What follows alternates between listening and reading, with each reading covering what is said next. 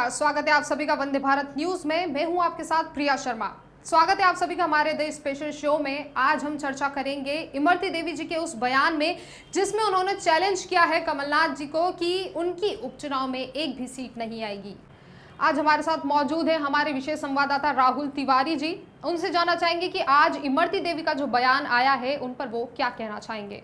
जी प्रिया, बताना चाहूँगा कि आज हमारे प्रदेश की काबीना मंत्री इमरती देवी ने जो बयान दिया है, पूरे दिन उस बयान की चर्चाएं रही। और इमरती देवी के वैसे तो दो बयान सोशल मीडिया पर इस वक्त ट्रेंडिंग हो रहे हैं, लेकिन उनमें एक जो चैलेंज उन्होंने सीधे तौर पर प्रदेश के पूर्व मुख्यमंत्री कमलनाथ को दिया है, उस बयान की काफ़ी ज़्यादा चर्चाएं हैं। उसका कारण ये भी है कि इमरती देवी जब कभी भी बयान देती हैं तो उनके बयान हमेशा ही विवादों में रहते हैं या उनके बयानों पर विवादों का साया मंडराता रहता है। आज फिर एक बार वही हुआ।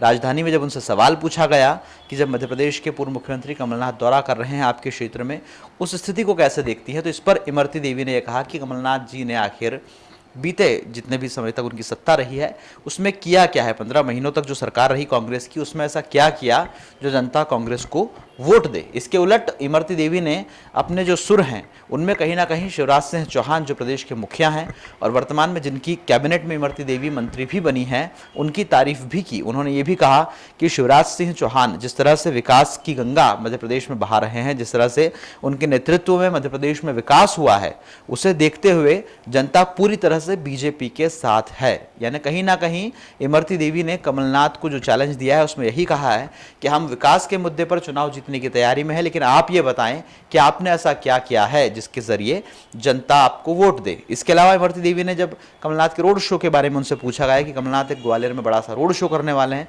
तो इमरती देवी ने यह भी कहा कि कमलनाथ जो हैं वो जो रोड शो कर रहे हैं, क्या इसे रोड शो कहते हैं? ये तो सिर्फ भीड़ बढ़ाने का एक तरीका है। जबकि रोड शो क्या होते हैं ये आप मेरे साथ आकर देखिए, जब मैं रोड शो करती हूँ या मेरी सभाएं जब होती है ना कहीं इमरती देवी ने खुद से भी ज़्यादा कमतर प्रदेश के पूर्व मुख्यमंत्री और वर्तमान कांग्रेस के जो मुखिया हैं कमलनाथ, उन्हें जताने की या उन्हें साबित करने की यहाँ पर कोशिश की है। इसके अलावा यदि हम बात करें इमरती देवी के एक और बयान की, तो वो भी आज पूरे दिन चर्चाओं में रहा। और उस बयान के बारे में भी उनसे जब पत्रकारों से पूछा गया तो उनका एक ही कहना था कि हम लोगों ने विकास किया है और इसलिए जब हम विकास की बात करते हैं तो कहीं ना कहीं हमारे द्वारा जनता के बीच में एक स्पष्ट भाजपा की छवि बनती है और इसी के बल पर जनता इस उपचुनाव में भी भारतीय जनता पार्टी को वोट देगी। तो ये इमरती देवी हैं जो कभी कांग्रेस में रहकर भी इस तरह के बयान दिया करती थी। आज जब ज्योतिरादित्य सिंधिया की ही छत्र छाया में बीजेपी का दामन इन्होंने थामा है, तब भी उनके बयानों का जो सिलसिला है, बयानों का जो तेवर है, वो ठीक उसी तरह से नजर आया जो पहले भी नजर आता रहा है। जी प्रिया। जी राहुल, हम आपसे ये भी जानना चाहेंगे कि ऐसे उलझुल बयान आते रहते हैं और कोई भी नेता को क्या ऐसा बयान देना शोभा देता है? क्या आप इस पर क्या बोलना चाहेंगे? प्रिया, यहाँ पर मैं ये भी बताना चाहूँगा कि ठीक आपने सवाल पूछा है कि क्या जो हमारे जनप्रतिनिधि होते हैं, जो राजनेता होते हैं, उन्हें इस तरह के बयान देने चाहिए। निसंदेह कहीं ना कहीं जब हम इस तरह के बयानों को सुनते हैं, जब राजनेताओं के मुंह से इस तरह की बातें सामने निकल कर आती है, तो राजनीति की जो प्रतिष्ठा है या राजनीति के जो मूल्य हैं उन पर भी सवाल खड़े होते हैं। लेकिन इमरती देवी की यदि हम पृष्ठभूमि को देखें, ग्वालियर की डबरा विधानसभा से हमेशा चुनाव लड़ती हैं और ज्योतिरादित्य सिंधिया या सिंधिया परिवार की हम बात करें, उनके इर्द गिर्द ही इमरती देवी की पूरी राजनीति घूमती है। ये हमारे प्रदेश की उन राजनेताओं में से भी एक हैं जो लगातार अपने बयानों को लेकर चर्चाओं में रहती हैं। कभी जब 15 अगस्त का समारोह होता है तब मुख्यमंत्री के संदेश के वाचन की बात हो या अपने खुद के ही शपथ ग्रहण समारोह की बात हो, इमरती देवी की जब बात पढ़ने लिखने की या इस तरह की चीज़ों को लेकर आती हैं तो कहीं ना कहीं खबरें उनके विरोध में बनती हमें नज़र आती हैं।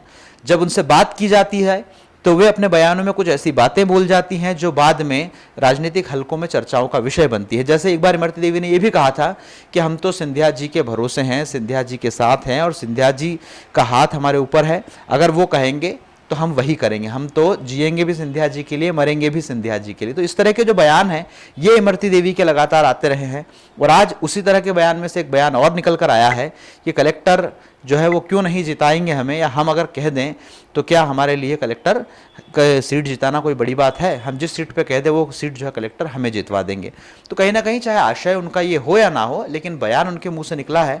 और इस तरह के बयान जब आते हैं तो राजनीति के जो भी मूल्य हैं, राजनीति के जो भी पैमाने हैं, राजनीतिक प्रतिष्ठा जो भी होती है, उस पर सवाल तो उठता ही है। अब जनता को यह तय करना है कि क्या इस तरह के बयान देने वाले नेताओं के प्रति जनता अपना प्रेम इस उपचुनाव में दिखाती है, या फिर इस तरह के जनप्रतिनिधियों को जनता ही सिरे से खारिज कर देती है, ताकि हम इसकी जो गर्त है या इसकी जो तह है उसमें जाकर इस तरह के बयान आने चाहिए, नहीं आने चाहिए, इस तरह के बयानों को लेकर क्या कार्रवाई होनी चाहिए, इस तरह के बयानों का अगर हम देखें कि मूल्यांकन कौन करे, तो इस तरह की संस्थाओं के पास जाने की ज़रूरत ही ना बचे।